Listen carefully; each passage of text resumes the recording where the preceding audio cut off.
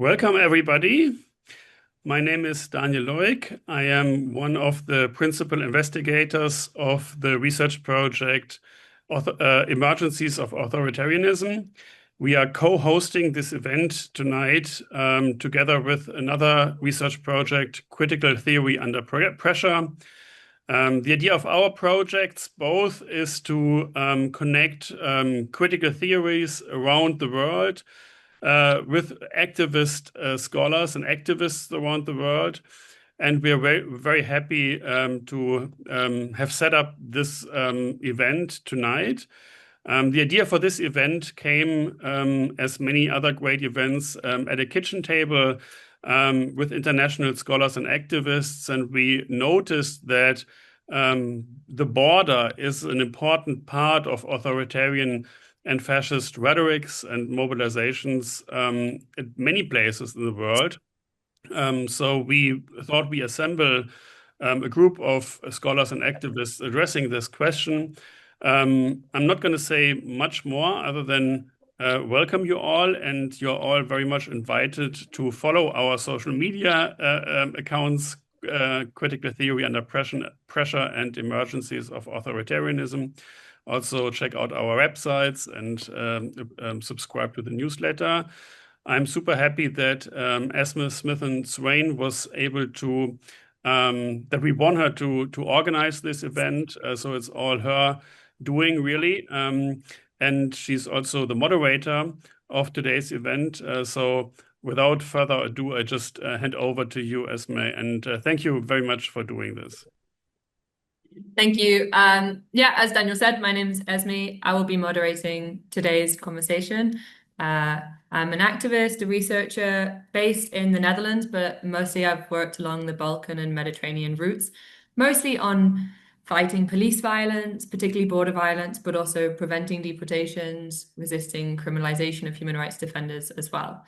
Today, I'm really happy to be joined by such an incredible group of speakers. We have Nandita Sharma, an activist scholar in the No Borders movement and movements struggling for the planetary commons, also the author of Home Rule, National Sovereignty, and the Separation of Natives and Migrants. Silky Shah, executive director of Detention Watch Network US, and author of Unbuild Walls, Why Immigrant Justice Needs Abolition. Mahamat Daoud, a human rights defender and an organizer with refugees in Libya, and also Seán Binder, an ex-civilian rescue coordinator. Today, we want to explore the relationship between fascism and border fortification across these contexts, as Daniel said. Despite these differences in contexts, worldwide, the violence of the nation state has created a breeding ground for fascist ideologies, and emotions like fear and people's sense of belonging are being weaponized in the pursuit of even more fortified borders. As well as shaping our experiences and activism, it has also shaped the methods of resistance. Let's begin. I think we should start with doing a round where you panelists can explain a little bit more about yourself, your work over the last few years, if there's something that springs to mind about fascist sentiments in your context, or the way that rising fascism has affected your work. I think we should start with Seán, since you might have to leave. Thank you so much, Esme. Hi, everyone. My name is Seán, and as you can probably hear, I'm at an airport. I just landed in Athens, and I'm headed to Lesbos. And this call is perhaps an interestingly timed one, insofar as I'm going to Lesbos because I face trial in a couple of days' time. I face trial, as Esme said, stemming from my work as a civilian search and rescue coordinator, assisting people who are at risk of drowning. And that was predominantly people who came to Europe to seek asylum in 2017 and 2018. Can I get a quick just thumbs up from someone on screen to hear? You can hear me okay? Perfect. So yeah, I will spend a couple of minutes just talking about how I ended up on this call, and how it ties into the theme, I think, of the topic of fascism and certainly of hardening border policies. It was in 2017 that I was doing a master's degree in European defense and security policy around the peak of the so-called migration crisis. which is when I realized that the way that the European Union responds to people in distress out in our sea is by securing and defending against against them, that is to say, to abandon them, to drown. And I felt so upset by this because of the obvious hypocrisy of the European Union, on the one hand, lecturing the rest of the world about the importance of the rule of law, of human rights, and of doing the right thing generally is European foreign policy in a nutshell. And yet, while we say all these things around the world, when required in our own space, that is to say in the Mediterranean Sea, those things are completely ignored. And that is, of course, why the Mediterranean Sea is the deadliest sea crossing in the world, with over 33,000 deaths happening through it since the peak of the so-called crisis. And so I decided to go and volunteer to assist. I grew up in Ireland. I had lots of time living in the absolute sticks of the countryside, trained as a search and rescue diver, and thought I had some skills, which is what I did. I went to volunteer with a Greek organization and basically did very little. I think we have this view that search and rescue is very impressive, very cool activity. By and large, the vast majority of people who come to seek asylum in Europe are survivors. They don't need necessarily any assistance. And yet, despite doing very little, after about 9 months of working along, hand in glove almost with the authorities, which I think now, in hindsight, deserves to be interrogated a little bit. Despite that cooperation, I was arrested. I spent 3.5 months in pre-trial detention in Greece on the island of Chios. I should say, if you're going to commit a crime, do it in Greece. It's very nice, lovely weather. But until I was released on bail, I remained there in a formal prison alongside convicted felons. Just simply remember being handcuffed to a man who had committed double homicide, and I really wondered, why am I here? I must have done something wrong. I must deserve to be here. And because I was in prison, I had lots of time on my hands. I did some research and I came across, I guess, the hardening border policies, which I'm sure others will be able to speak about much better than me. But I suddenly understood that not only are we banning people to drown, we're also creating those conditions. And we are purposefully punishing those who would help alleviate some of that. I am not at all special. I am one of at least 140 individuals across the European Union, not just border states, where people are being prosecuted for providing some kind of assistance to asylum seekers. Perhaps the most frightening thing of all, and I don't want to take up too much time, the most frightening thing of all is that not so much that I faced 20 years in prison. I think on Thursday when we go to trial, we will be acquitted. I'm not a smuggler. I'm not a spy. I'm not a member of a criminal organization, despite what the authorities say. It's that if I can be prosecuted for something like this, you can too. If you're with me, and as I said earlier, I did nothing special, then it really means that anyone can be prosecuted for these crimes. And I once, illustrate this point, got an email from a German-speaking Swiss pastor called Norbert Valley, who was being prosecuted because he let asylum seekers sleep on his church pews. And so it affects all of us. It can affect you. The most frightening thing of all, of course, is that people like me and humanitarians like me who have the correct passport, who are European citizens, who are invited to speak on lovely panels like this, are not the ones who are actually convicted. Our prisons, and I mean this because I have seen it, the prison that I was in, but the prisons around our border are absolutely full of people on the move who are not just charged with, they're convicted of being boat captains, that is, smugglers themselves, despite having, in some cases, a 10-minute long trial in a language they don't understand without recourse to an appeal, sentenced to 200 years. And what is so frightening, what is so truly frightening, is that no one knows or cares about these individuals.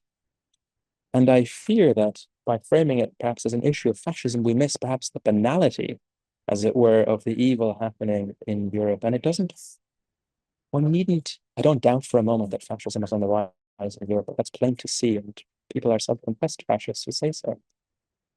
But that, unfortunately, isn't the threshold for ensuring that we avoid terrible border practices. We've had these border practices baked in for so much longer, and therefore they're so much more nefarious. I was arrested under a Syriza government in Greece. That is a by mainstream standards, a far left government, avowedly not fascist. And yet policies like this of abandonment, of imprisonment, incarceration, were even unfolding then. They're that very early. And so if I leave you with anything, it is just a reminder that it doesn't have to be fascism that we should be concerned about, as I'm sure we all know, and not to feel too sorry for me, but feel sorry for all of us, because we all stand to lose, and the people who lose most are those who already have the fewest access to their human rights, like asylum seekers and the prisons at our borders tonight. I'm sorry for the whistle-stop tour through that. Thank you all so much for listening to me. Thank you so much, Seán. Yeah, really, really great to hear. I hope we can explore some of these more points a bit more in depth, and I hope the trial goes well. Shall we pass the ball to Nandita? Sure, thank you. Seán, we are all with you. So remember that when you're in front of that judge.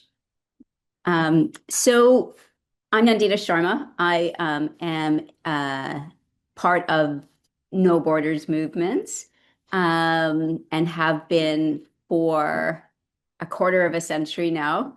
And I think that my entry into no border politics was precisely what Seán discussed right now, which is that there's no such thing as a fair or just immigration policy, right? For prior to becoming a no borders activist, I was involved in migrant justice movements. And we were always fighting for better policies, more numbers, those kinds of things. And then at one point, you realize that there is no possibility of justice in the existing immigration system, that the immigration system is absolutely central to bringing fascism into our lives, to bringing racism into our lives. And in that regards, the being involved in no border politics, has led me to the conclusion that nationalism and nation states themselves always tend towards fascism, right? That central division that defines nation states, the division between citizens and migrants, is always the sharp end of the dividing line that convinces too many of us that this world is only for some of us and not for all of us, right? So I think that when I think of what's challenging I'm living in the United States right now, so it's part and parcel of what is happening around the world, which is an intensification and a massive rollback in the past victories of migrant justice movements, right? Like in the United States, Trump has just recently declared that, that the pre-1965 policy of preferred and unpreferred people is back in place, right? That quote unquote people from third world countries are going to be denied entry. And of course, the asylum regime has just been completely shut down. So, there's so many challenges, but I think the main one, honestly, for me, is the continued acceptance of the current system.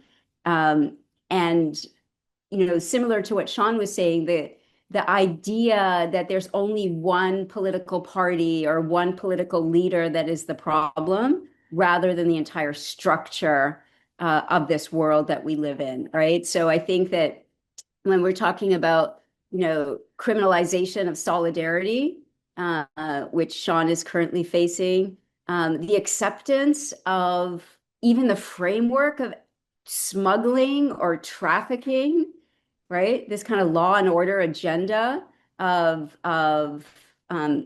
convincing some people that helping people move is a crime, right? In one way or another, that the responsibility for the abuses that people face along the way rests squarely on the shoulders of those who are implementing and enforcing immigration controls, right? I think that those are the kinds of things that we're up against. How do we change the political mindset of people that the system in any shape or form is acceptable?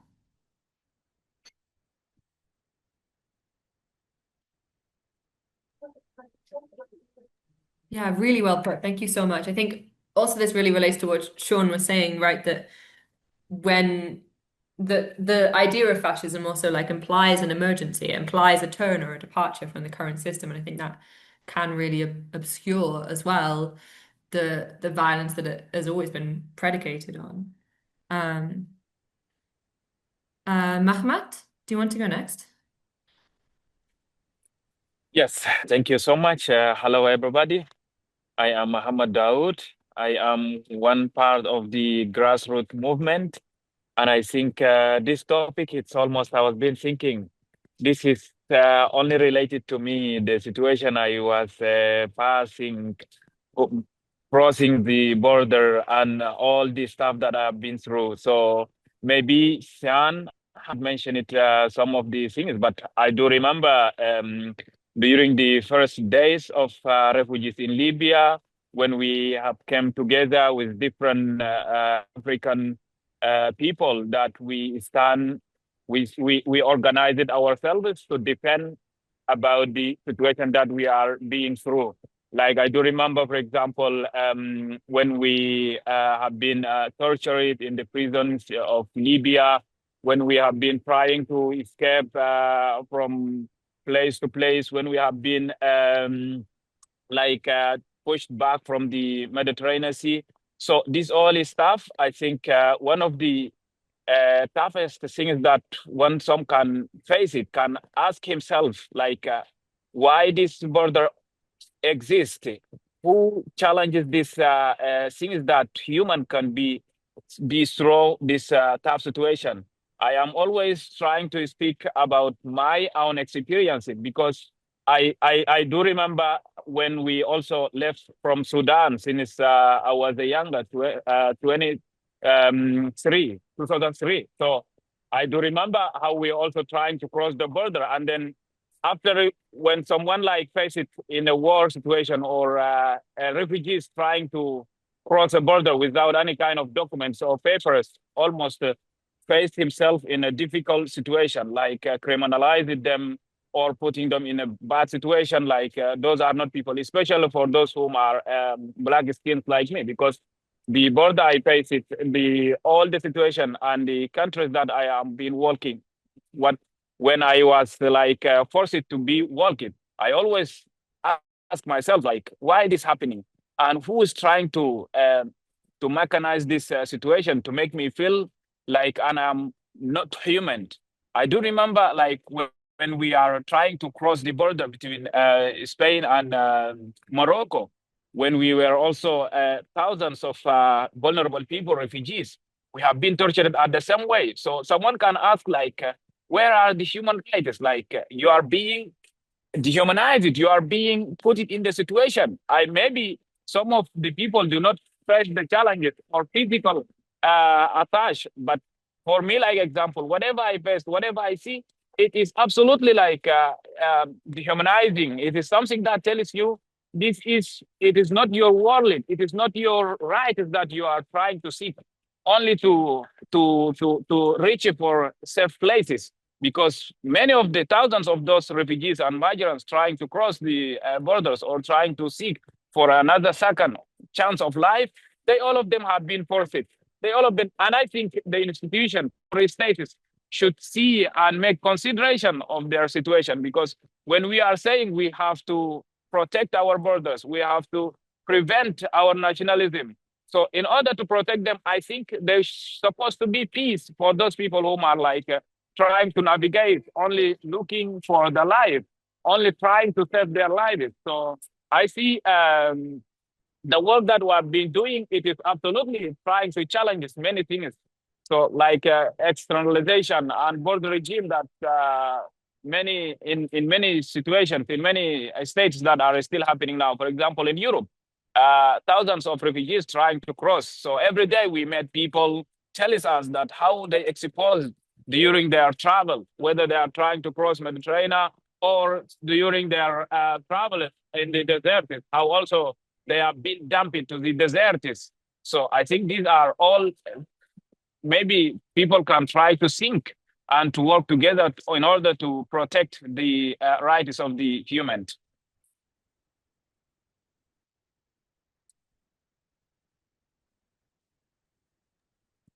Yeah, thank you so much. I think you also, it's a really good point. Also thinking about like who is trying to monetize from these situations, like how it connects to these structures as well. Silky? Hi, I'm just so incredibly honored to be on this panel with all of you and really, really grateful for Emergencies of Authoritarianism and the project that y'all are working on. So I'm like Nandita, I'm in the US context where, all of a sudden now there is like a very, everyday conversation about fascism. And it's both useful and I think I'm excited to hear what comes of this conversation and a challenge to say this is, there are things that are actually a continuation of what we've seen and there are things that are departure and how do we understand those things. So just to introduce myself, um, I'm an organizer. I've been working against immigration detention for 20 plus years now. I am from Texas, which is a border state, from Houston, which is an immigrant city in pretty much every way. And I was growing up in Texas in the 80s and 90s, which is when we saw the rise in the US of mass incarceration going from some 300,000 people in prisons and jails to 2 million people by the year 2000. And when I was in college is when 9/11 happened. And so all of a sudden there was this like essentially we understand the prison boom to really be the 80s and 90s and what happened during that period of time, but you're essentially seeing a prison boom, a detention boom happening at the border, and the mentality of speaking to this sort of like political economy and these questions, a lot of the mentality both for private prison companies and also localities that were looking for more revenue from the federal government was, hey, if we build more detention centers, we'll get some revenue coming in and jobs for local counties. So there's this really, really intense relationship, particularly with detention, but also with border militarization. I mean, you go to the border and Border Patrol, mostly Latina people who are in Border Patrol, there is just like it's the genuine part of the political economy there. And so a lot of my work started out as an organizer trying to stop the expansion of these facilities in the George W. Bush era, where, it was the war on terror, which I think a lot of people understand the global war on terror as this sort of like injection of like political will and resources into US militarism, but the way the domestic war on terror worked was through the criminal legal system. And so much of my work for many years now is trying to get in this US context in particular, where we have a very, very large prison system and thriving prison industrial complex where, you know, the domestic war on terror really operated through the criminal legal system. So you saw more and more people who were, for instance, crossing the border and getting prosecuted and ending up with a 6-month prison sentence just for the act of crossing.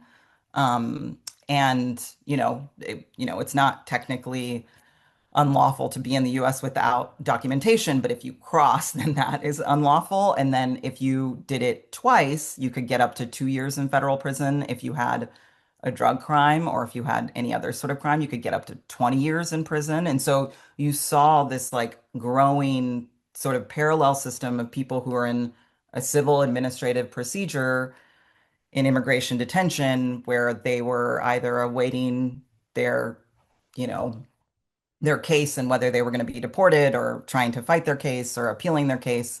And this other side, which Seán, you were talking about, like people being prosecuted and ending up with these prison sentences for immigration crimes. And here in the US, so by 2004, immigration crimes became the #1 crime in the federal courts. And so there was, I think there's often this disconnection here, especially where, and this is very much the Obama era play, which was the good immigrant versus the bad immigrant, this idea that some immigrants are deserving and some immigrants aren't deserving. But a lot of what that ended up doing was playing into much of the fascist politics we're seeing now. This idea that some people are deserving of this treatment meant that it expanded the scope of who could be deserving of this treatment. The point at which you get to now where we're seeing another detention boom. We're at 66,000 people in immigration detention currently. They're trying to get the numbers up to 120,000, which is the era of Japanese American incarceration in the US in the 1940s. So you see the similar period of time of, attacking the quote unquote enemy from within is a lot of the frame that they're offering. And so I think, anyways, this is all to say a lot of my work has really, really focused on making those connections to the way the criminal legal system here operates and how that intersects with immigration, how it intersects with border militarization, and the need to see those movements as really connected. Yeah, thank you so much. We talked about this a little. We talked about the way that the nation state is structured and has always been structured in a way which will always give rise to violence, whether that's violence that is visible or whether that becomes less visible through certain phases of the nation state. But I guess my next question is from your perspectives. What do you think are the conditions, like whether these are political, social, historical, emotional, whatever, that you feel are driving this push for stronger borders? I think this is something that I also feel that I often come back to in my own activism and research, because underlying a lot of the realities of border fortification, of the enforcement of borders, there is a certain will to violence. Like there's a gratuitousness that's sometimes quite difficult to explain. And of course, below borders are a colonial legacy, but it's also a much more complex structure of how individual people get invested in that legacy, how a political project of racism and exclusion becomes personal. And we know that it does because there are people enforcing these borders, and we know it's personal because of the way that these border agents are acting. Yeah, I think the border's a political project. It's a colonial project, but the way that the support for the far right is growing, like all over the world, shows us also that people are developing personal stakes in this project. What do you see as being the major conditions that have kind of pushed for that personal stake, as well as like the political interests of the money and the arms trade and the prison industrial complexes? Is there anyone who wants to go first? Maybe Could I someone jump else. in? Yeah, could I jump in please. on that? I think it's important to remember that while we can definitely talk about the legacies of colonialism that are embedded in the current border regime, it's also important to name it for what it is. It is a regime of nation states, right? We live in a world of nation states. Each and every one of them have immigration controls, right? Each and every one of them make a distinction between human beings, whether they are going to be categorized as citizens or whether they're going to be categorized as migrants. I was born in India. My grandparents were part of the anti-imperialist movements there. And there were many different struggles against colonialism, but the one that won out was the nationalist version of anti-colonialism, right? And that, the idea that national sovereignty, that the nation state was going to undo all of the horrors of colonialism. And in the centers of imperial power, the idea that national citizenship was going to bring prosperity and equality, right, through the welfare state, for example. That, I think, is a really big part of the explanation of people's emotional and political investment in maintaining the existing structures, right? We still have a deep-seated nationalism, nationalism has not been at all made politically illegitimate. It is still an incredibly legitimate ideology and way of, or it obviously is the institutional framework for the world that we live in. So I do think that when we're talking about the current world, I find it interesting that it's easier for us to talk about colonialism and imperialism than it is to talk about nationalism, right? It's almost easier to look at things that we've already defeated rather than working at defeating the things that are harming us today, right? So I do think that this is one of the things that I think people who are crossing national borders without permission, without state authorization, are teaching us, right? It's an enormous lesson, which is that this world does not work. If it doesn't work for people who are forced to move in incredibly dangerous conditions, then it doesn't work for all of us. Because I remember, seeing those signs of mass deportation now being held up at Trump rallies, in 2024, and saying like, what they're talking about, if they're talking about mass deportations, that requires a police state, right? You cannot actually achieve the goals of the Trump administration, for example, without a police state. And that is not going to end at migrants, right? That is, we've already seeing that. It is criminalizing political movements, right? Whatever Antifa has been declared a domestic terrorist organization in the United States. There are certain organizations in Europe, including in Greece, including in Germany, that have been declared foreign terrorist organizations, which come with enormous penalties, not only for the people that are involved in them in Europe, but those of us here in the United States who might offer any kind of minute support, right? Like even like a social media people are worried could result in them being declared as supporting a foreign terrorist organization, going back to the war on terror that Silky was talking about, right? Those come with enormous penalties. So I think that I'll just end it there. I just think that we need to focus on the current system, which is a system of and that deeply embedded sense of national identity that so many people have.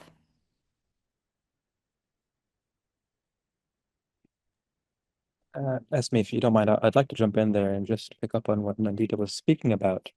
And I suppose to bring it to the European Union context, which I'm more familiar with.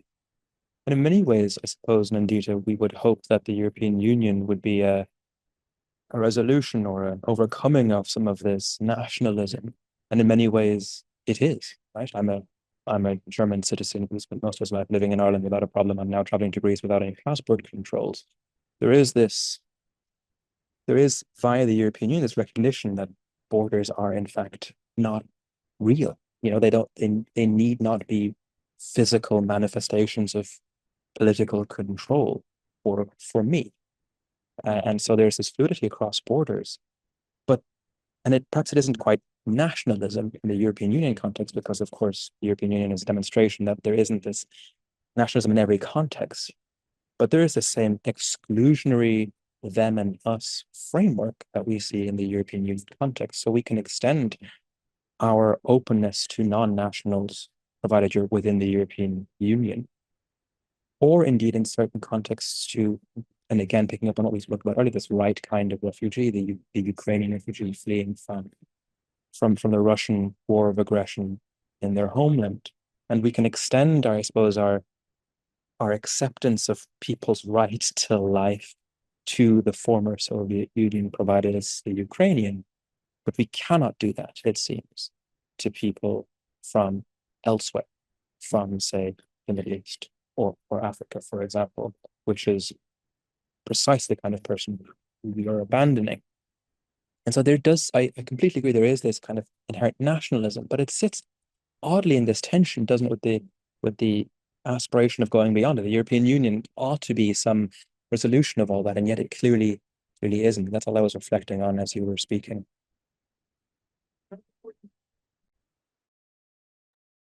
Yeah. I think also, as you were saying, Nandita, like this push also to label these organizations as like foreign terrorist organizations. And this is, I mean, I work with an organization called No Name Kitchen, and we do a lot of border violence monitoring in the Balkans. And just 2 weeks ago, the Bulgarian news went crazy with these like this discovery that we were all Russian spies.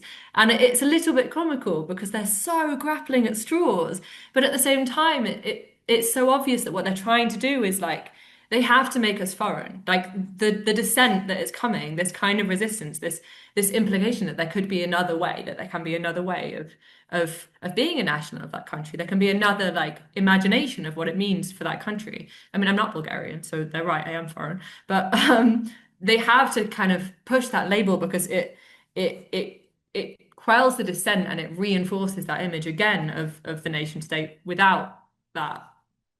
Yeah. Anyone else? Silky or Mahamat? I can go. Yeah.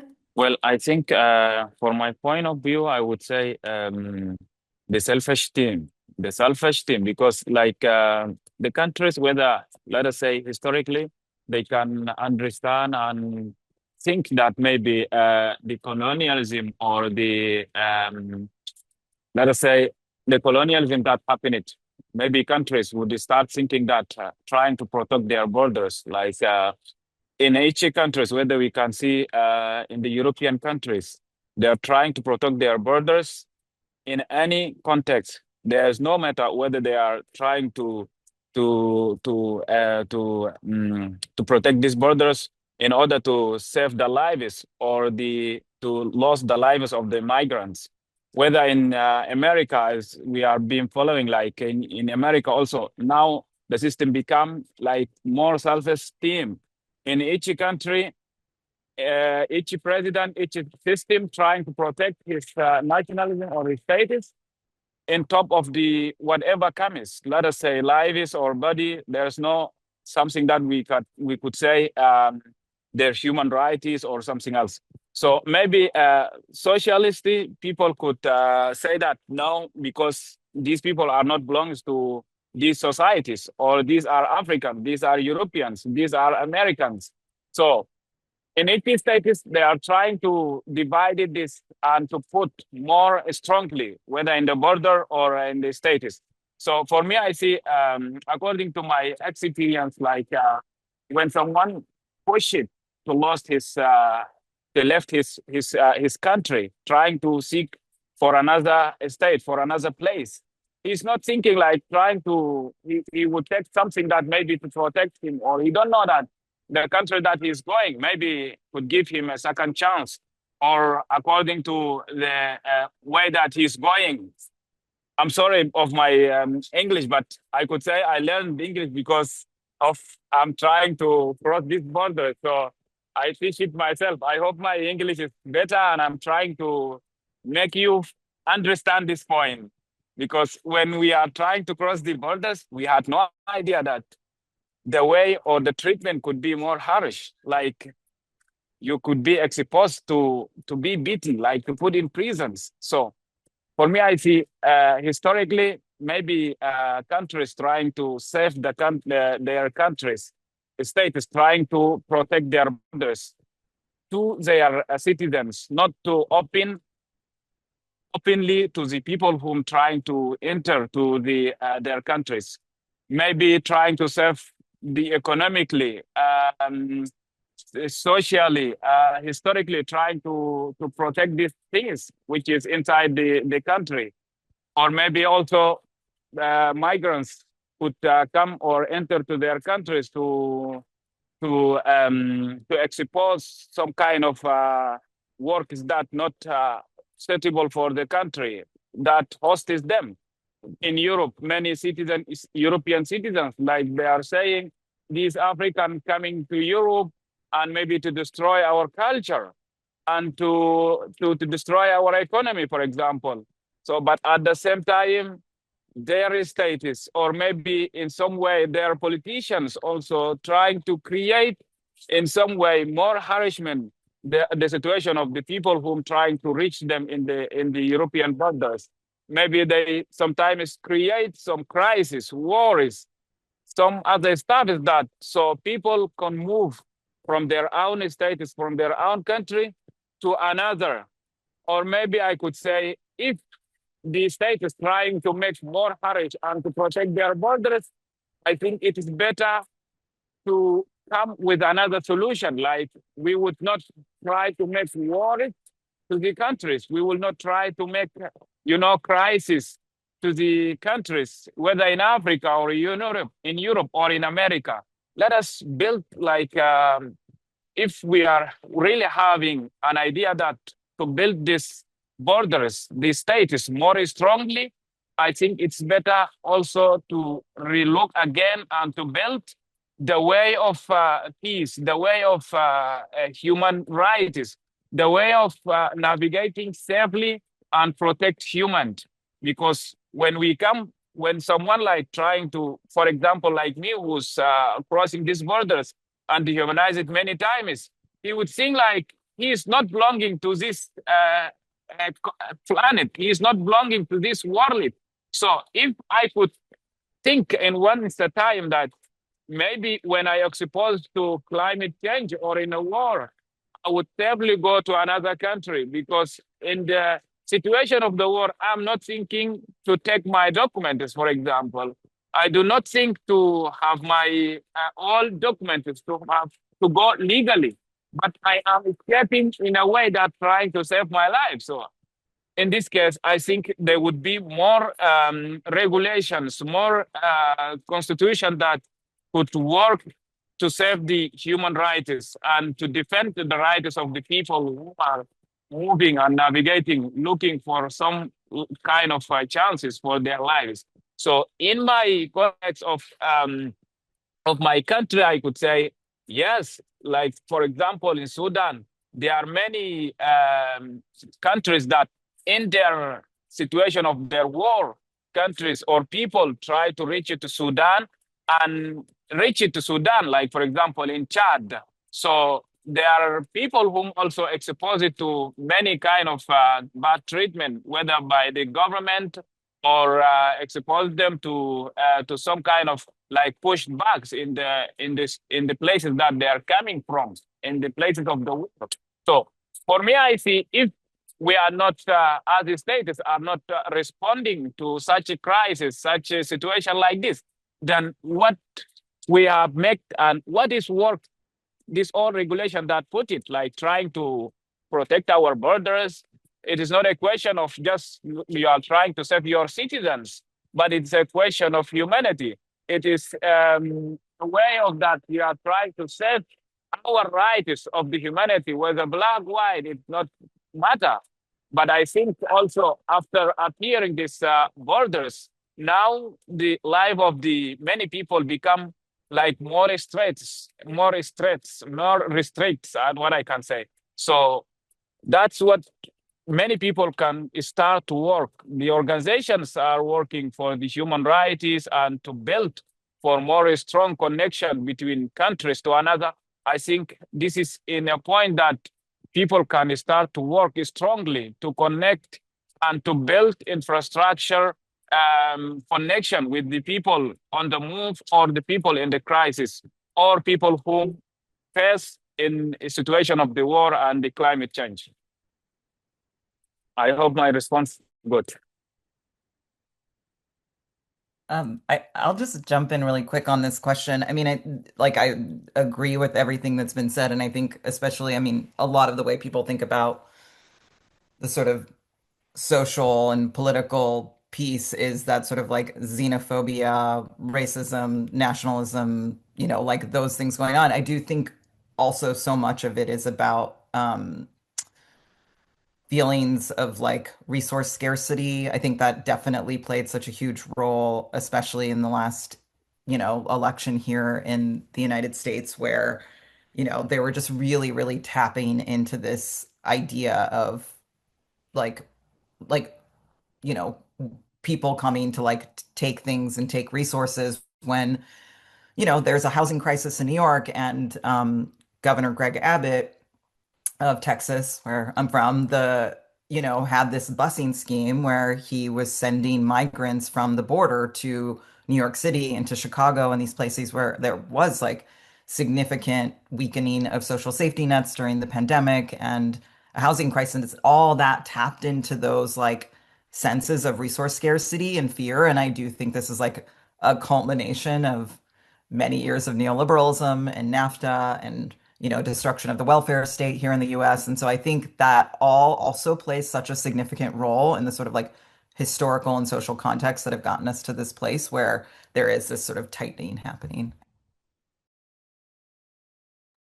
Yeah, absolutely. And then I think it also becomes a bit of a self-replicating cycle because I mean, like the European border is as far as Niger and Mali, and it's on every country in between. And then what these there's wars. There's a not. It's destroying free trade. It's destroying like cross-border migration. It's destroying all sorts of like natural formations of economies, and it's massively exacerbating resource scarcity.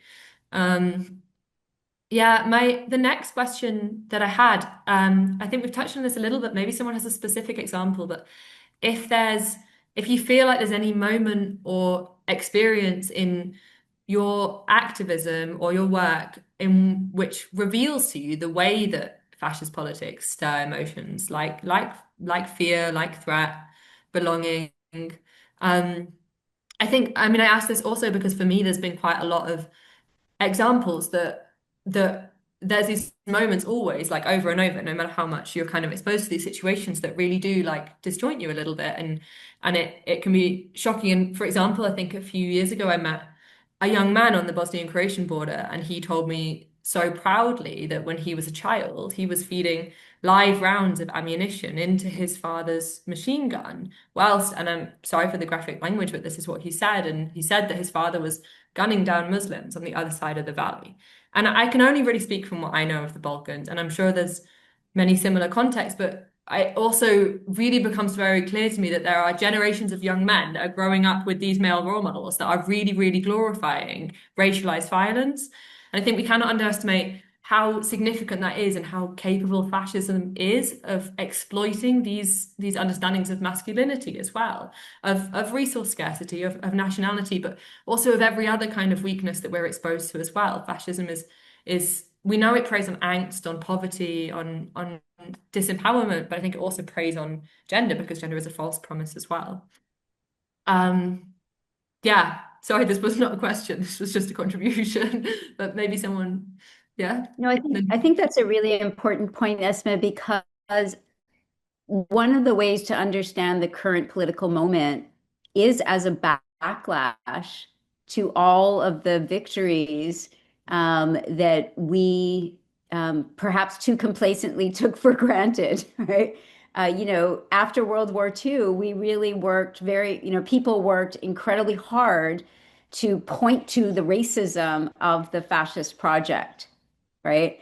And there was an enormous effort across the board to really delegitimize racism, right? Making it so that even the most horrendous racist would run away from the label, right? Like, oh no, not me, I'm not a racist. Like that is an indication that racism was severely delegitimized, right?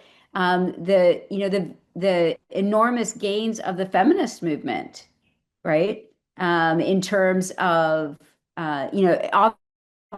obviously far from having been achieved, just as the anti-racist project didn't, delegitimizing racism didn't end racism, but it did, in our present moment where people are now openly once again declaring themselves racists without any shame, right? That is a very dangerous moment. And similarly with feminism, right? Declaring openly that women are less, are inferior beings to men, like people just saying that openly is a very, very dangerous moment.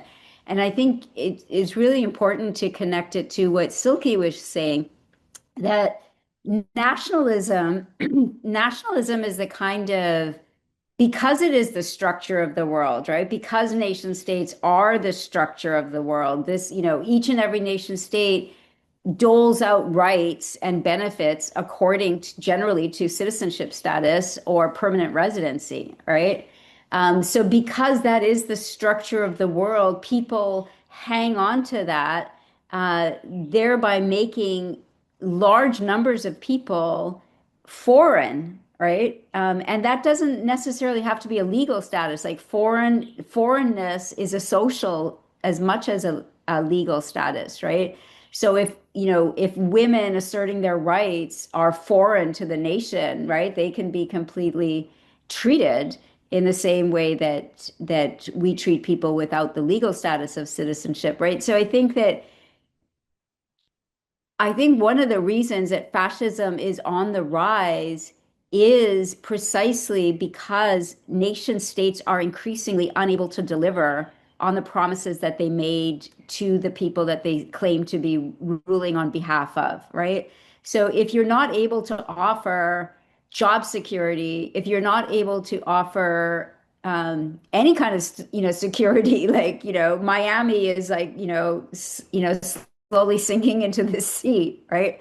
The water in front of my house in Hawaii is a foot higher than it was 10 years ago, right? So if the nation state cannot resolve these major problems in the world, it always turns to those who are outside of the nation as the excuse for why it's not delivering, right? And it's just this vicious cycle, right? The more that we look to outsiders, the less we are able to actually address the problems in front of us, right? And I think maybe that is probably the biggest problem that we're facing right now. Like the crises of the world cannot be addressed by nation states, right? How are nation states going to address climate catastrophe? They're not. How are nation states going to address the need for people to have somewhere that they can live, right? They're not going to do that. But yet we keep, we are continuously directed towards the nation state as the solution, right? So I think like that emotional tie and that kind of economic, like we were promised with nation states that they would somehow deal with capitalism, right? They would either give us a welfare state or we'd get national sovereignty and the foreign empires would disappear, right? They all promised us to deal with capitalism, but of course we know that nation states have exacerbated capitalism, right? Have expanded it, have infiltrated it into more and more of our lives. So, we really need to deal with global capitalism and how are we going to do that if we don't look to something other than the state? Well, and so much, I mean, it makes me think of how, the US military has been planning for climate catastrophe for decades. And a lot of it is putting up more borders, like putting up more ways to prevent like their crisis is the migration, right? And so that's like the war that they're fighting in the context of the US military as it relates to climate. And so I think that just, you know, is is such an example of what you're referring to. Right, that not only is it not addressing it, it's intensifying the problem, Right. right? Yeah. It's intensifying the problem and seen as a problem of people, not resources, or not the things that we need to do to like take care of the Right. land or yeah, I don't know. It was interesting, Esme, when I was looking at your questions, trying to like, I feel like I'm such a like analytical policy thinker and thinking about like the feelings and emotions is not always like something I'm tapping into. But I don't know. There's so much about the contradictions in all of this and how much like there's, to me, I mean, immigration detention in particular is a place where rights have been eroded for so long. So it makes sense that the Trump administration is using it as a testing ground for authoritarianism. You and going after Venezuelans and Palestinians, like particularly people who've been on the receiving end of US foreign policy are now being treated in a particular way through the immigration system and through immigration detention in particular in on US soil and now in many third countries that El Salvador and et cetera. But I think the like the way that that is operating is tapping into like something that Trump is signaling to his base of like, I'm going after these individuals and like kind of shore up the base. And I think there's other instances of that. I mean, so much of the U.S. immigration detention system, as Mahamat was talking about, like so much of this is about anti-Black racism in particular. And the detention system began as a response, like the current sort of modern detention system really began as a response to Haitian migrants coming in the early 80s. And I think, when you look at how that's operating now, it shows up in the way that the Trump administration is saying we're basically ending refugee admissions, but we'll accept it for white South African Afrikaners who, are being oppressed in the South African like it's totally absurd, but it's tapping into this like deeper white nationalism, white supremacy that um, gets to that sort of that, what their project, what they are trying to do. Yeah, I mean, we have also been sold a crisis of migration at absolutely every turn. And it's something, this myth is, it always distracts us from the contradictions of the nation state, from the failures of neoliberalism, of global capitalism. And I mean, there's a really interesting book by Hein de Haas about how global migration levels have remained relatively similar for the last few centuries at roughly 3% of the world's population. And even if they hadn't, it doesn't make it a problem. And yet, like, we're constantly sold this myth, and there's a lot of people profiting off this myth as well. And I think that's why. And at the same time, we have capitalist structures that rely on undocumented labor, and they rely on dehumanized populations as well. And this is something I think that like the deportation structure in Europe makes very, very clear, because actually already the fight against deportations is going incredibly well. A fraction of the suggested deportations are actually implemented, but people will spend their lives living in fear of deportation. A deportation order will hang over you for years, whether or not you will ever be deported. It will make sure that you don't work, that you don't ever really think that you might be entitled to the kind of social and political rights that come with being a fully fledged member of that society. Um, I think this is the myth of it as well, is that we're always being sold some kind of solution, that the solution is the reduced immigration, and at the same time that threat has to hang over, but the reality of it would result in the capitalist system's collapse in itself as well. It will never be achieved in a sense, but it will always hang over us.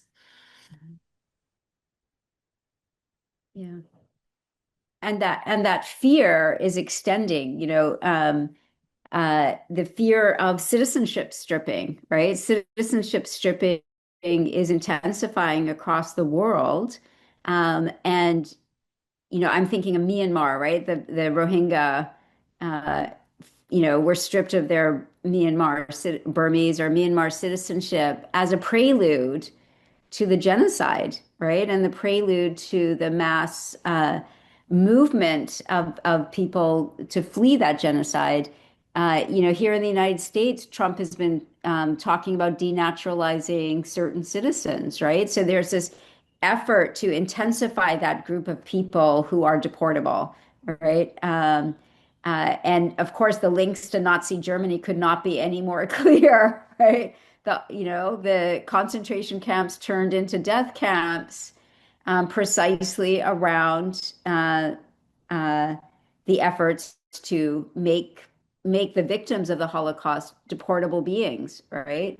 To strip them of their citizenship, etc. So I think that, if we can understand fascism, and Silky had made a point earlier that perhaps we could get back to, there are clearly fascist tendencies in every nation state, and I would argue that nation states do tend towards fascism. So if an anti-fascist strategy is clearly one that must be anti-nationalist and must challenge the existence of nation states. But at the same time, it's important to make a distinction between, the fascist turn in nation states and, liberal democracies, for example, right? Like there is something important in that distinction that I think also gets lost, that, maybe we want to talk about a little bit more.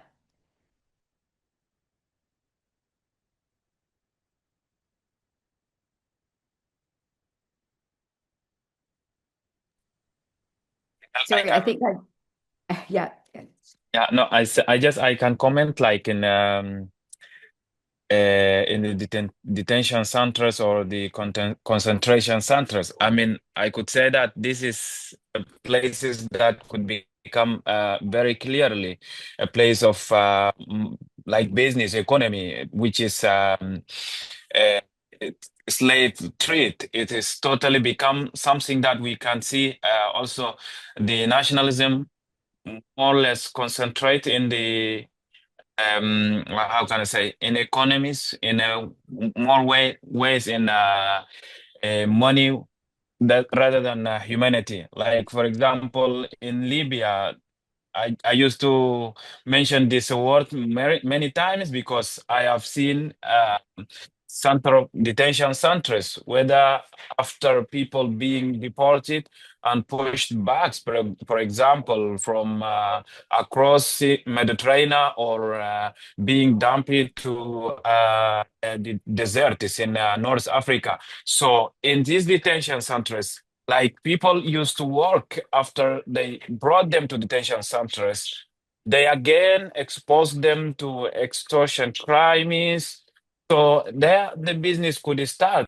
You can clearly see that this is like we got back to many years in the slave trade, which is this is the border controls because when you are trying to cross a border and being pushed back and not being, I mean, you didn't find your liberty, but in order to have your freedom, you need to buy, you need to liberate yourself by money, which is clearly could seeing that the, for example, the European Union who trying to finance, which is Coast Guard, Libyan, Tunisian, across all this, region. So they are after being pushed back, they know freedom. Those people like they do not have their freedom. But let us for example uh, focus on their situation. What makes them they try to cross? What makes them they left their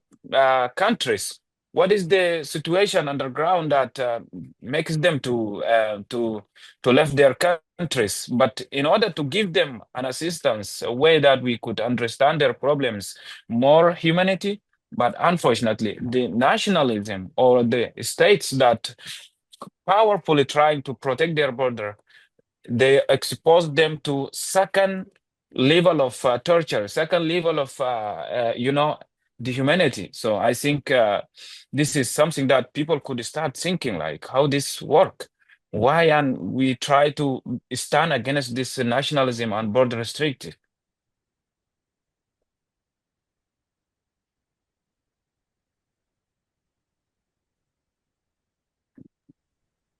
I think this also leads into my last question really well, which is that, like, given that it's preying on these narratives of like containment, of decline, given that there are these enormous structures that are profiting off exclusion, marginalization, racism, what methods of resistance do you feel are able to counter this? And obviously there's some success stories that we can turn to in past experiences, but I think also there's sometimes tactics and possibilities that might have the potential, but we haven't been able to implement for whatever reason.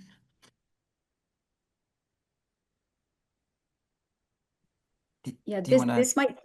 this might sound really simplistic, but I do think that, at the core of violence that is legitimized, right?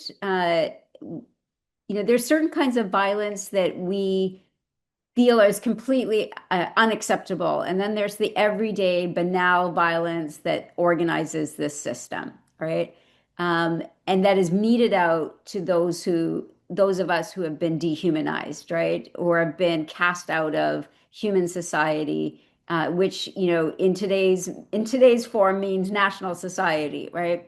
I think what we need to do, if fascism relies upon our divisions from one another and our separation from one another and our disconnection from each other's struggles to live, then we need to find methods to reconnect ourselves, right? To undivide ourselves.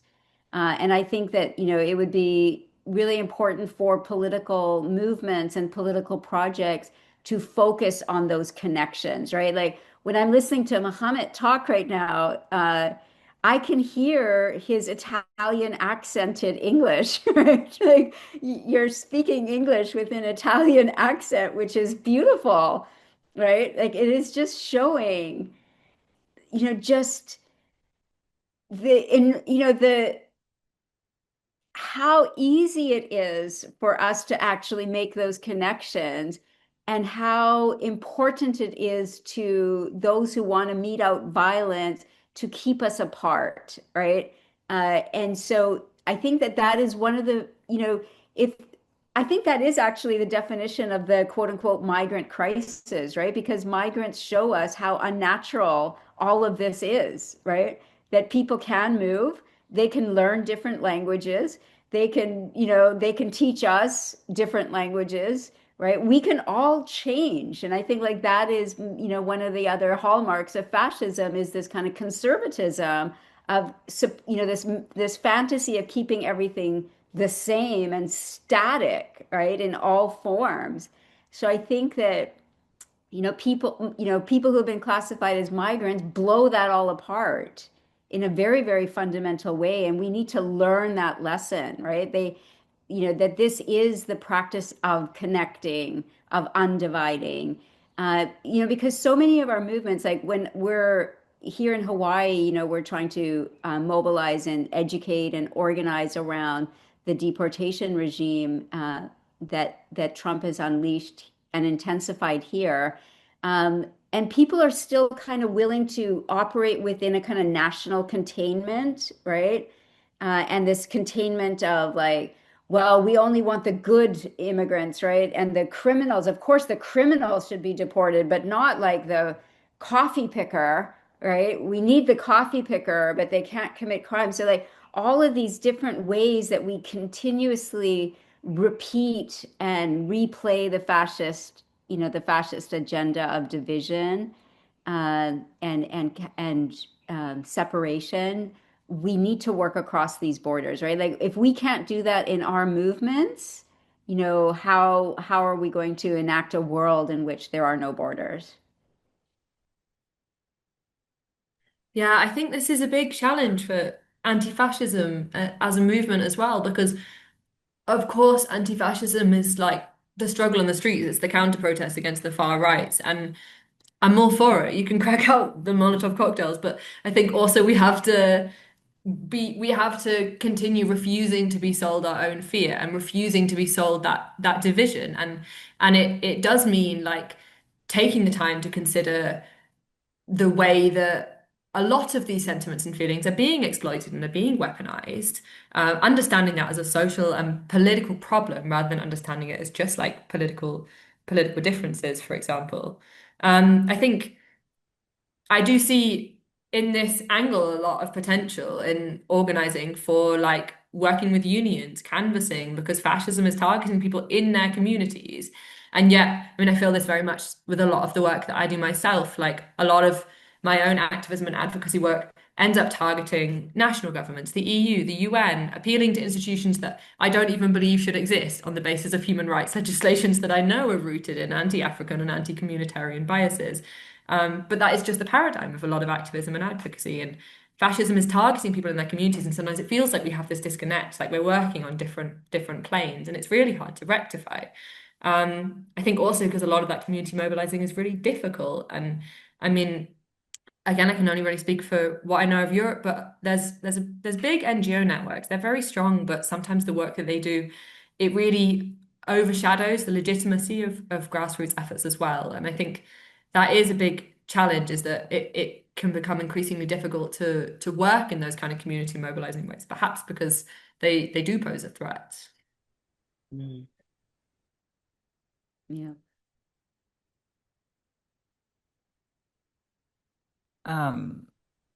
Yeah, I mean, that sounds very, very familiar to the US context also in terms of the disconnection between the conversations in Washington, D.C. and what's happening on the ground and this sort of like DC lobby around immigration. And when you're looking at the US context, and this is also true in the European context, there's always this like, ideas around amnesty. And I feel like, Nandita, like you're framing around citizenship and like stripping of citizenship, like their citizenship for many, many years was like the pinnacle. Like it was the thing that we were like, as an immigrant rights movement that it was fighting for without sort of recognizing that that strategy of fighting for it in the US context, it's called comprehensive immigration reform. The way that it works, it was like, here's relief for these set of individuals who live here and are, fit into the sort of respectability politics of what is deemed respectable in this context. And then here's who don't fit into that, who we can, criminalize and detain and deport. And here are all the additional ways we're going to prevent people from coming in. And maybe there's a little bit for some people to come in with worker visas, maybe some family stuff, but that's it, So it was like good things, bad things, but not realizing that actually all that work that was happening to expand border militarization in these proposals in 2013, for instance, it was something like $46 billion that they were proposing, which now is like, a third of what they have to do all the things they want to do. But it's like it's like this idea that all these individuals are coming are less than human and they deserve this treatment. And so then it actually makes it harder to fight for all those people who are the quote unquote good or perfect or respectable immigrant. And nothing ever happens. Like that's kind of what's happened with immigration reform strategies for years in the US, and this sort of obsession with citizenship, as opposed to these, when you ask immigrants in the US what they mostly want, it's like, you know, the ability to work and like provide for their families, to have public benefits, to like, have the resources that they need and those social safety nets that, many people don't have, but we all should have.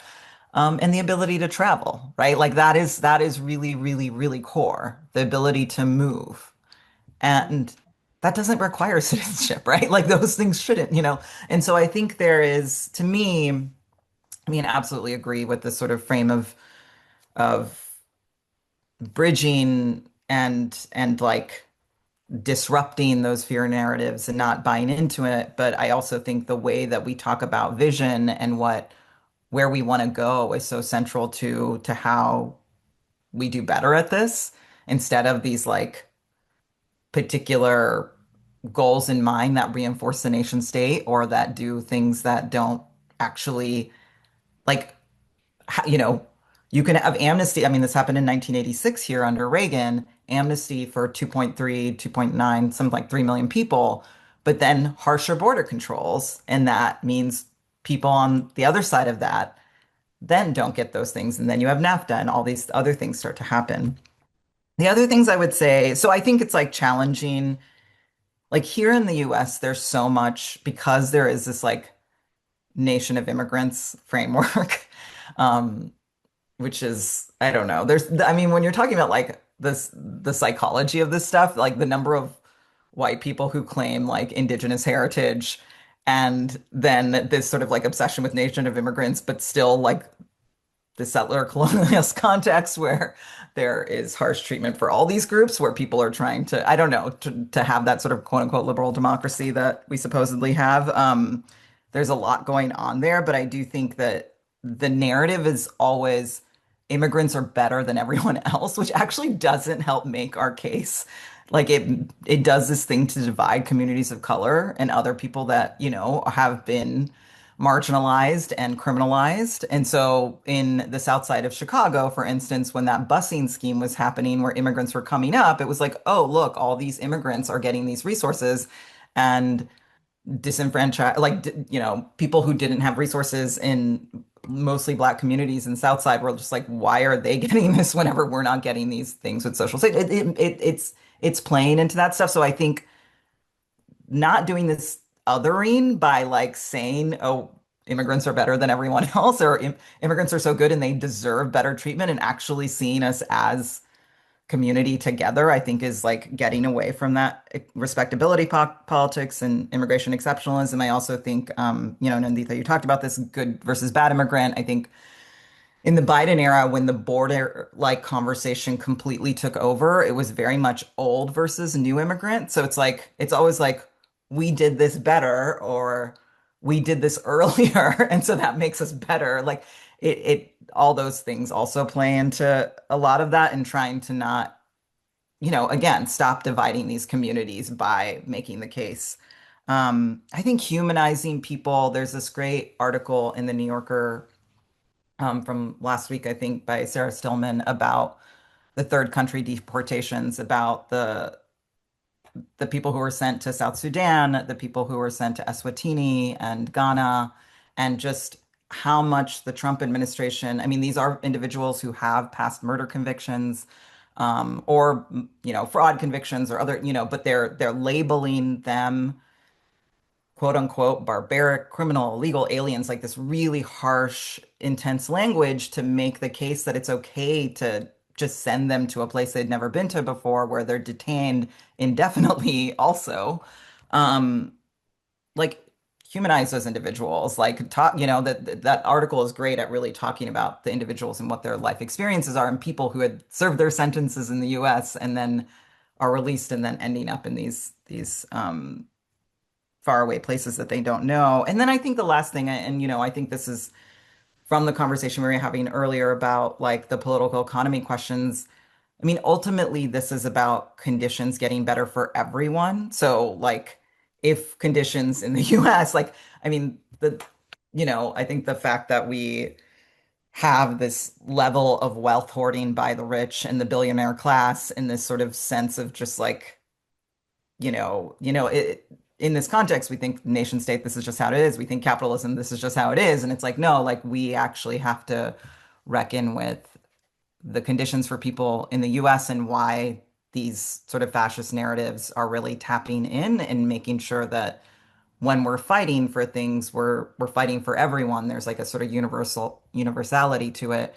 And in the immigrant rights context, there's always this like immigrants are deserving, but it's like, no, like let's also like talk about working class, at least how we talk about it here, communities of color, like people who are marginalized generally. And so I think that is really central. It's like the ways neoliberalism or all the things that have kind of led us to this point where people are so much more marginalized and impoverished, like those are the reasons why these things are taking hold. So how do we make sure that's part of the conversation? I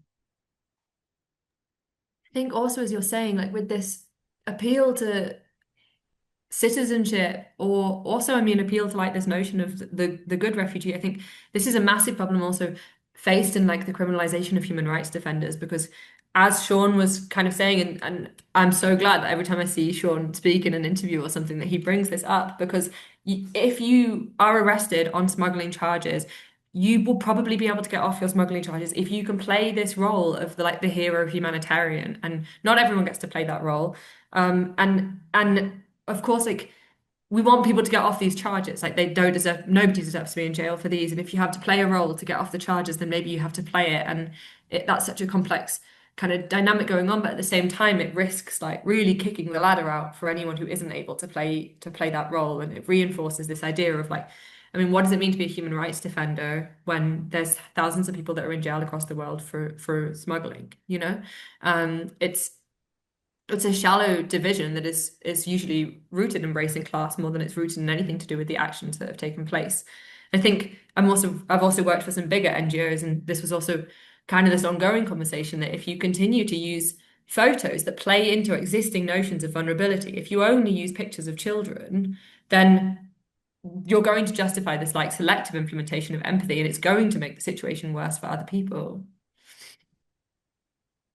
Yeah.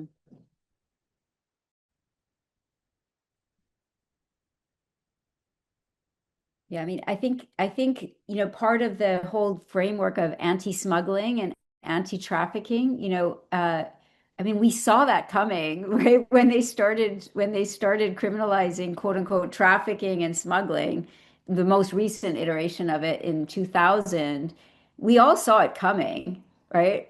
Right? That they were going to use, which EU state, which, US government has not used anti-trafficking as a ruse to punish those who are helping people move, right? They've all used it, and they've used it to stop people from moving safely, right? Because no one can move on their own. No one can move on their own, right? We need friends, we need money, we need guidance, we need advice, we need boats and trains and, cars and, feet. We need people to walk us through dangerous terrain, right? We need people to move. And so, if we could, I think this is part of a no borders politics, right? It's not just simply saying there should be no borders. It's challenging things like the anti-smuggling and anti-trafficking laws that so many NGOs, like here in the United States, it is so incredibly popular, right? That, oh, of course we're going to stop trafficking, right? And of course we're going to stop smuggling because these are the bad people. And there's no sense that this is actually a ruse to further criminalize and harm people who are trying to cross borders, right? So those are, I think like that's one of the struggles that we have in our social movements, right? Is like we're not only fighting, the people who are enacting these enormously harmful policies, but the people, that whole NGO system that is profiting and getting grants to engage in anti-trafficking, victim support or, whatever. It's like we need, this is part of the thing that we need to fight. I want to open it up unless someone has something to add on this, to some questions from the audience. Konstantin? Yes, hi. Thank you, first of all, for this amazing talk. I think I could listen to you for much longer, and we have the opportunity to do this because there are a few questions in the chat. I don't know, should I ask them one by one or one by one? Yeah, okay. So the first question regards the term fascism. You've all used the term fascism to explain what is happening, but also raised some concerns that when we talk about border politics becoming fascist, we risk exceptionalizing what has been going on for a long time. And so the question would be, are there experiences in your organizing work that the concept fascism helps you understand better? And when and why should we use it or not use it in terms of strategy? I can start if that makes sense. So I mean, I do think the fascism term is a little like we've been talking about. There is some element of like, does it engage people more? Are these questions, and how do we understand the differences? And I think the instance here where it was actually really helpful to kind of understand what is the same and what has changed was in March when the Trump administration started targeting international students who had been organizing, protesting, expressing solidarity with Palestinians. And so the first person who was targeted was Mahmoud Khalil. And it was really interesting because I think on the immigrant rights side of things, a lot of people were like, this is what happens to a lot of people. Happens every day. And he had a green card. Green card holders are detained, can be detained. He had a pregnant wife. That is also like many people who have families and young children or themselves are pregnant have been detained. He was taken without a warrant. That also happens often. He was shipped to a detention center far away from his home. That also is very like from 1,000 miles at least, if not more, from New York to Louisiana.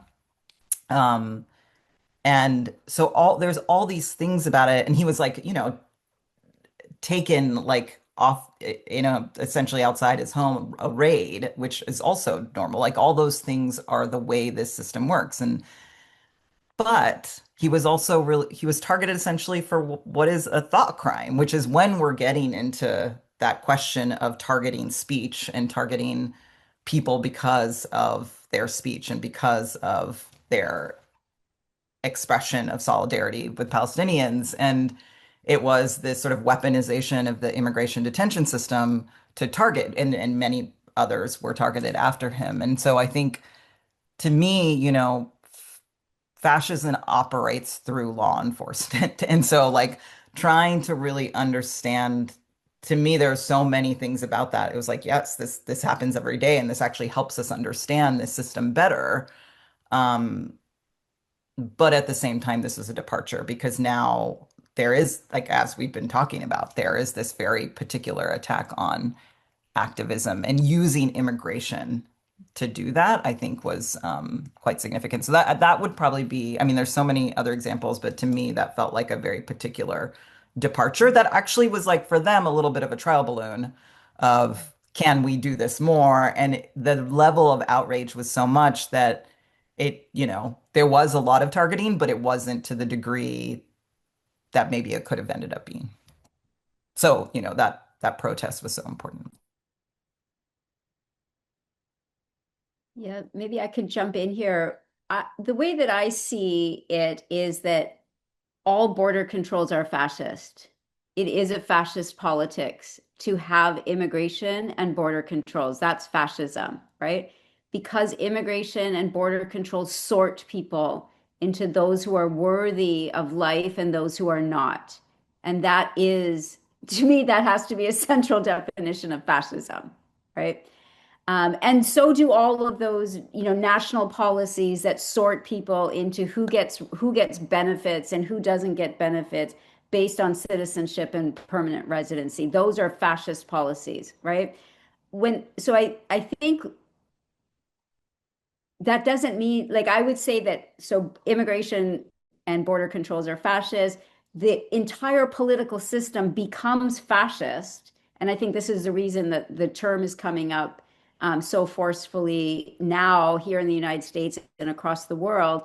I think that when anti-immigrant politics, like that fascism that informs immigration and border controls, when that becomes a central political rationale for the system, that's when we can say that the system is becoming fascist, right? So, think of the regimes today that we are saying are authoritarian or fascist, right? Like, Orban's Hungary, right? Or Trump's the United States, or Modi's India, right? We're calling them because they are explicitly denouncing, quote unquote, migrants as threats to national culture, right? As unhuman, as savages, as animals, right? That's when I would say, we can see when we're talking about entire political systems becoming fascist, what we're talking about is that fascism embedded in immigration and border controls coming to dominate the entire system, right? And that's why, we need to understand that the way to defeat fascism begins with exactly the elimination of that fascism that's embedded in border and immigration controls, right? Because that is at the heart of nation states. That's what defines nation states. Well, for me, I think it is very obvious. I am not taking an examples, but I live it, this situation and experience it. So I can see clearly what is the concept of the fascist. When I am navigating from border to border, I can understand the way of acting, the way of criminalizing the vulnerable people, refugees, when they also trying to reach Europe, like, for example, those whom driving boat is also criminalize it and put it in the prisons, between 10 to 5 years in the prisons, which is also very clear. I can say it is fascist and border control in more way strongly. So in this way, they can prevent and they can build strictly their borders to entering refugees and migrants in their states or in their countries. So I can see in this way also they are rejecting people whom are trying to reach in the safe places, which is also explains that the way of rejecting it is not more humanely, but criminalizing them and charging them more like charging them more things to be implemented on their body, on their lives, whether putting them into prisons for longer period or like pushing them back directly to the uh, the places where there exist wars and crimes. So it is absolutely very clear for me. It is in the way of concept of fascist, because the borders are almost built not physically, but in a way that we could say um, built with a politic way, the chain that could work and invisible to beat people, to dehumanize them, to make them live in an area that this is your place and this is our, which is very obvious for me. So I see the experience it is trying to explain to me exactly what is means the fascist or the concept of the fascist in my point of view. So I could say that.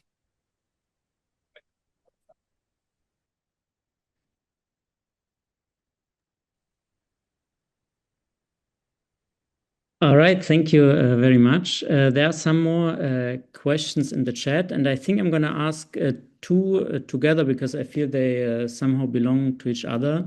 One question is, what do you think about abolishing borders completely? This was asked by an activist who feels that this objective might be very difficult to see as something realistic. So maybe this is setting the how do you say, the bar too high. And another question, maybe that goes into a similar direction about the urgency of climate catastrophe. And given this urgency, how much time do we actually have to abolish the nation state and to take down capitalism? And yeah, and should we, yeah, these two questions maybe. Can I respond to the first one about border abolition? I think this is also something like I talk about a lot with a lot of other activists, but for me, it doesn't feel like so much of a question of realism, like whether it's a realistic project or not, because when we look at how much violence it takes to maintain the border, how much violence it takes to like prop up this colonial system, that's not an option for me. So that one is out of the question. So what are we left with? We're left with this project that is fundamentally an imagination that is difficult to conceive because like we it's intertwined with so many myths. I mean, this is why it's said that it's easier to imagine the end of the world than it is to imagine the end of capitalism, right? And we have to practice that imagination as a skill, but we also have to understand that like the continuation of the existence structure, partly because it is premised on so much violence that we're not willing to see continue, but partly because it's founded on contradictions to begin with, and it's clearly fundamentally unstable. That's also not a realistic option either.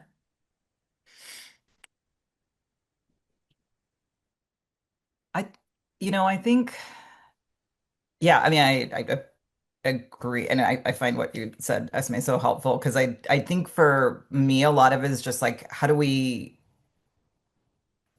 like complicate this space? And I think there are ways, I mean, there are different ways that we can think about it and like, finding sort of strategies for people to come back is like disrupting this idea of the border, like people who've been deported and getting them back to the United States and being able to like live here, I think is also just like disrupting some of this stuff. So I think for me, a lot of it is how do we like so much of it is about that investment in that violence, in that militarization, in that incarceration and having Border Patrol, like how can we reduce, like start to reduce that to like not have so much violence at the border is like the way I think about it. Like, yes, I would love for the border to not exist, but in terms of like a a way to strategize around it, I think a lot of our attempts have been to kind of look at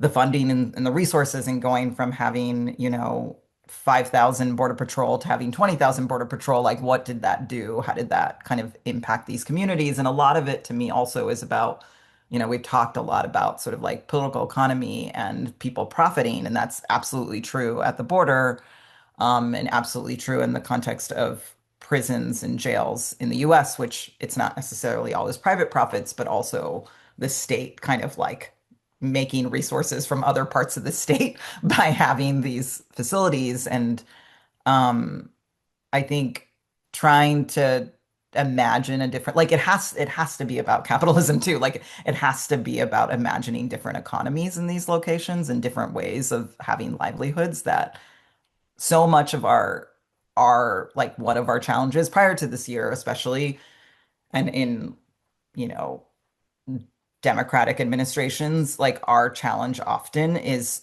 when we're saying, hey, this locality, can you shut down this detention center? Like this is harming your community. Their number one reason for not shutting it down is because of the jobs that it provides and the resources coming from the federal government. And so to me, a lot of that, like having some vision around border abolition needs to have like, what are some strategies? Because I think there's just like, and this happens with prison abolition too, where it's just like, let's just shut it down. And it's like, it's not really going to work that way. So, what are the abolitionist steps? What are some interventions we can make? Is the thing that I'm really curious about. And yeah, let's leave it there.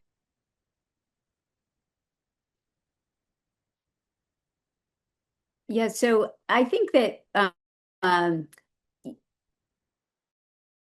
a no borders politics is a practical politics. It's not a utopic politics whatsoever, right? It is a no borders politics is being enacted every day by many people around this world, right? Many of the people who are enacting that politics with their selves are facing incredible violence, right? They're facing torture, they're facing starvation, they're facing dehydration, they're facing hypothermia, they're drowning, right? It's not an option to say that we are just going to have this system, right? Other than saying that that harm is acceptable, right? So a no borders politics really is about standing up and with those people who are showing us how untenable this and how violent this system is dependent, like the violence that this system is dependent on, right? And we ignore them at our peril, as we are finding out, right? We ignore them at our peril. It's not just about charity and help. It's about all of us, right? Do we want to live in a world that is life sustaining, or do we want a climate dystopic, catastrophic end of the world? We're talking about the end of the world in 50 years. Like, what the hell? Right? Like, how are we sitting around talking about the end of the world happening in 50 years and not doing everything we can to end it? Right? Like it, and part of ending it is, I really appreciate, Esme, the way that you framed our questions today around thoughts and emotions and what is keeping us stuck in a politics that keeps accepting this violence, right? And so I do really I do think that a no borders politics is always an anti-capitalist project, right? Because you can't borders exist in order to make capital profitable, right? And part of that profitability isn't just as simple as, build this, have, incredibly cheapened workers because they're migrants, build something for you and profit from it. it's about dividing citizens from migrants and preventing us from overthrowing this system, right? So migrants are incredibly profitable for capitalism because they create a division that weakens us to the point that we cannot overthrow this system, right? So I think we need to start with like just rejecting the categories of citizenship and migrant. These are false, these are state imposed categories and identities, and we need to undo them. And the ways that we undo them, nothing happens all at once. But the ways that we do them is to refuse citizenship or permanent residency as the basis for rights and entitlements, right? That's a kind of reform that is going to move us towards a no borders politics versus a reform that will further entrench us into a politics of citizenship, right? Or permanent residency. So I do think that, there is no other politics but a no borders politics unless we are willing to accept the violence of borders. Yeah, I completely agree. Does anyone have thoughts on the second question that Konstantin also asked about like the urgency that climate catastrophe kind of puts on the situation? And we talk about it being a project of dismantling, but we're also faced with the very real threat of millions of people being displaced in the next 25 or 50 years. Yeah, so I don't know if others have read John Steinbeck's novel, The Grapes of Wrath. It was, something I grew up in Canada. It was something that we read in high school. It's a beautiful novel, and it was set in the Great Depression of, the worldwide Great Depression of the late 1920s, throughout the 1930s.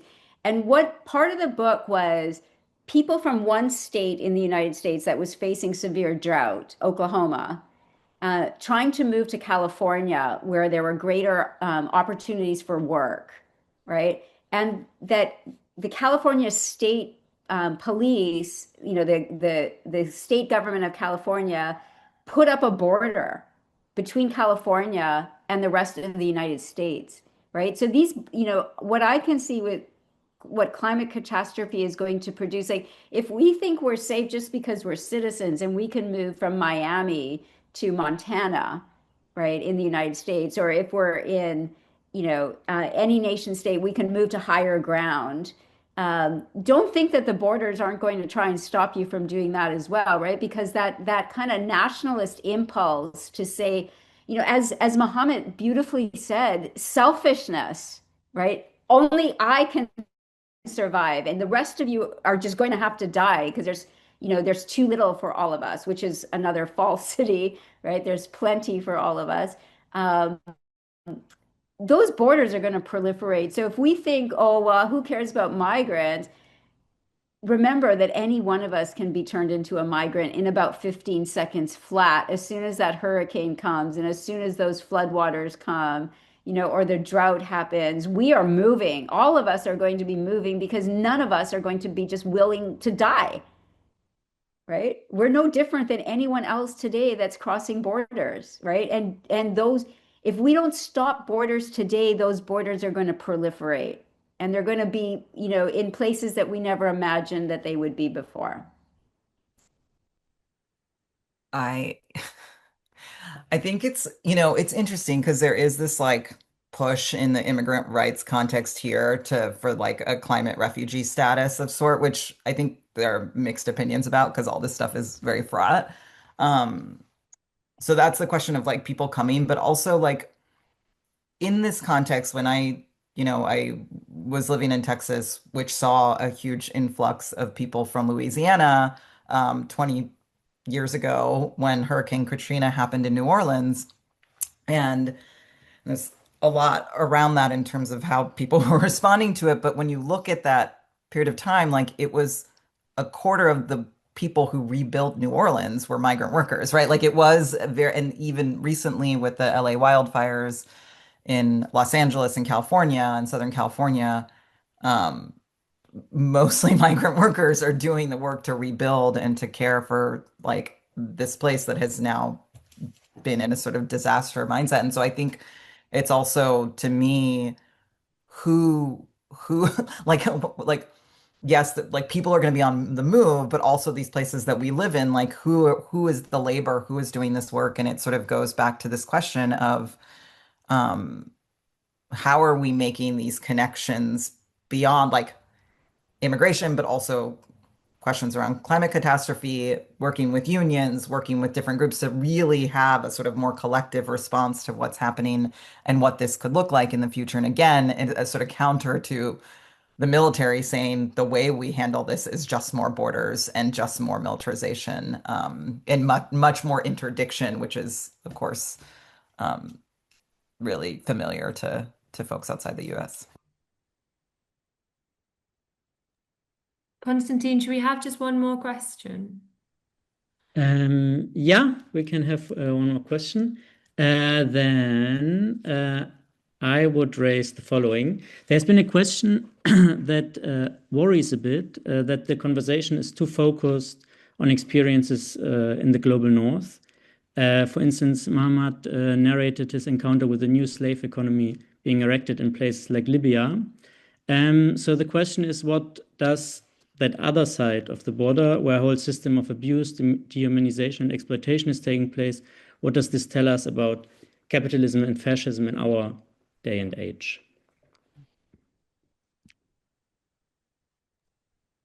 Well, if I have to go in this question, I think for me, if we already understand that the side of North is still is the new enslavement and all the story that we relate, I think the second side supposed to understand and concentrate well. This is what exactly it's gonna happen, what exactly it's gonna in the next time maybe. So for me, I see if I understand also the question well, because we trying like to make awareness that these situations are happening in the places like this and that. And who's implementing this? They are a group of people, a group of countries that are trying to dehumanize people, or to in another way to make them in this situation. So what is the possibilities that could we work or we do that to stop this kind of practice? What is as a human being? Because this kind of such a practice is not based on specifically in one place, but we do not know whether it's going to happen in another way, in another part of the world. So for us, it's important like to make awareness, to tell the world, the organizations, the people who care for the humanity, to understand what is exactly happening in that part of the world, why also happening, and who is supporting this kind of fascist and border controls and so on. Because when we come, like we say, for example, these people moving from place to place because they exposed to in a climate change, war. So for me, I think if we come at the level of humanity, of course, there should be some way that people could be accepted, whether in a timely or to be considered as vulnerable people that coming from a places that in war places. So I think when we like trying to ignore such a situation, such problems, I think there would be something we could say more separate. World could be separated. The nations could be separated. For example, Nandita had gave an example like. For me, I would go to some place that totally new for me, whether culture, language, but I basically I could be like belonging in that place in very small time. So what is makes for me, for you, for us to be like separated and different, and to build this kind of chain of borders in order to save our capitalism or the nation state is, I think this is inhuman. And when we came at the level of human right is to protect the borders, we also supposed to understand well that this kind of such a practice, which is demonizing a group of people and making other side of the people better than others, it is such separating us, and maybe could lead us in a way that we have been living 50 years ago. So let us understand, for example, the people in migrants, refugees whom are trying to reach in this, kind of such borders. They are dying younger than 50 years ago. Why and how? This is because of trying to cross, trying to reach safe places. So for the states, for the nationalists, supposed to accept them, supposed to welcome them in a way that more legally, in a way that more like acceptable and humanely. So that's my response. Thank you.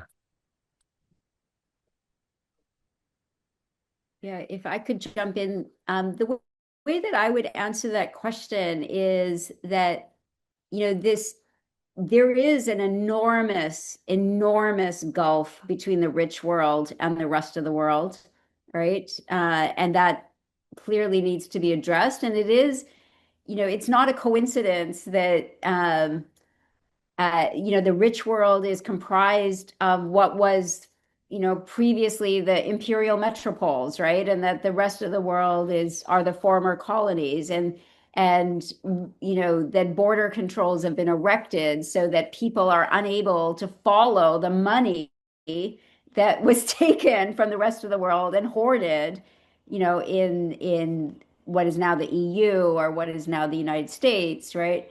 So I do think that border controls are precisely a mechanism to maintain global inequalities. Absolutely, right? But at the same time, I think what human mobility across these borders shows us is that the only society that exists in the world today is a planetary world society, right? That is the society we live in, right? It is a society that is highly stratified between the haves and the have-nots along a variety of lines, a central one being the line between citizens and migrants, right? So, maybe one of the ways that we can understand it is that no borders politics came from what we now call the global South. That's where it came from, right? The people who moved were the ones who initiated a politics of no borders. And the rest of us are following them. The rest of us who live in this rich part of the world are following them, right? We are acting in solidarity with them. And that solidarity is a crucial mechanism for undoing that divide, right?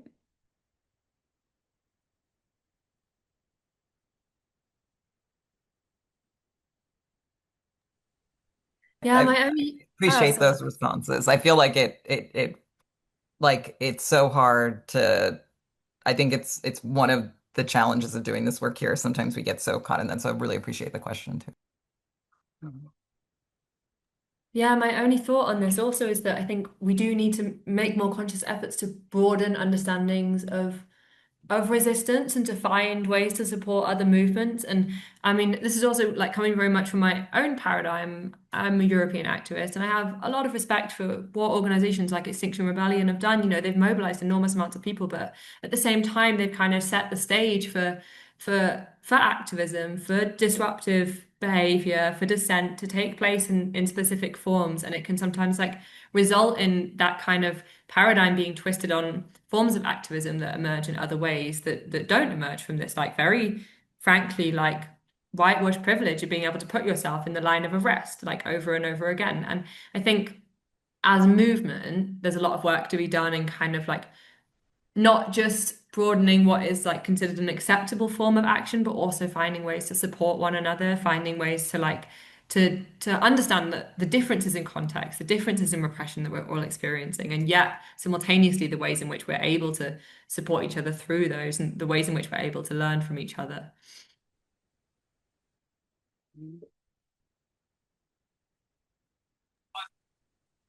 Yes, I think you are very right, because if we want to connect and to build infrastructure movement is solidarity with all the things that we have been doing. I think it's very important to reconnect with the organizations, ONGs that working underground or whether in Europe, America, all over the world, because this is not such a small work that could be done by today or tomorrow. It is a work that need more of effort. It's more of ideas and physical work somehow. So I think whether after we also arrived, like we're trying to reconnect with all the other actors in Europe to make them understand that we are fighting for this, we are doing for that. So which is mean that many of them are very interested to understand the work that we are doing, or maybe to also to get involved to give some of help, some of the points of their view that this is what is happening like in Europe. I make sure that I understand this, even the European citizens totally, or more than 9 out of 10 of them do not understand exactly what is happening. For example, what is exactly these policies, this kind of externalization are happening. So I think the most important we could do that to make engage in the society, to make them understand this is the work. And this could be done, I think, via social media, to make awareness, to do whatever, to engage with the constitutions, universities, to make them understand what is exactly and what we mean for what is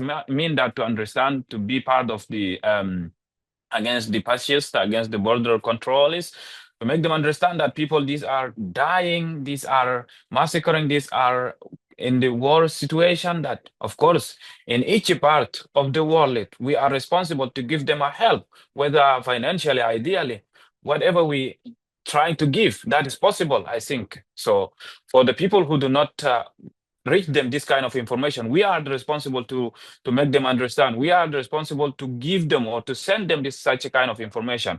So in order to be a more strongly community, and to make this, break this kind of chain borders.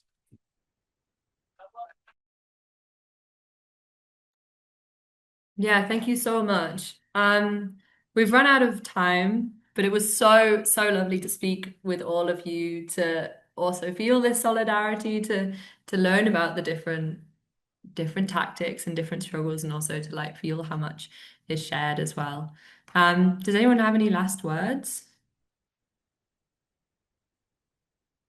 I think I'll just say thank you. And also, like, what I've really appreciated about this last question is, like, to me it feels like there's a resurgence of an internationalist politics and attempt to like be more in conversation. And I so appreciate you organizing this, but I think that is centrally something that has to be a part of, and it's so central to the work that all of you do. And I'm excited about this, and I think these conversations really help us get closer to that. Yeah. Silky said it perfectly. So thank you. Thanks all of you. It was really lovely to see all of you.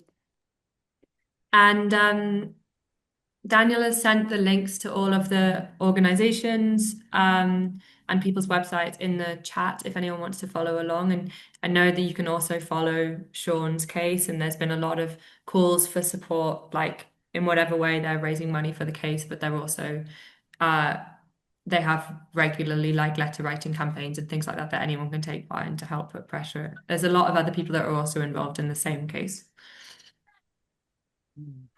Thank you so much. Thank you all so much for being here. Thank you for everyone who attended. Really lovely to speak with you.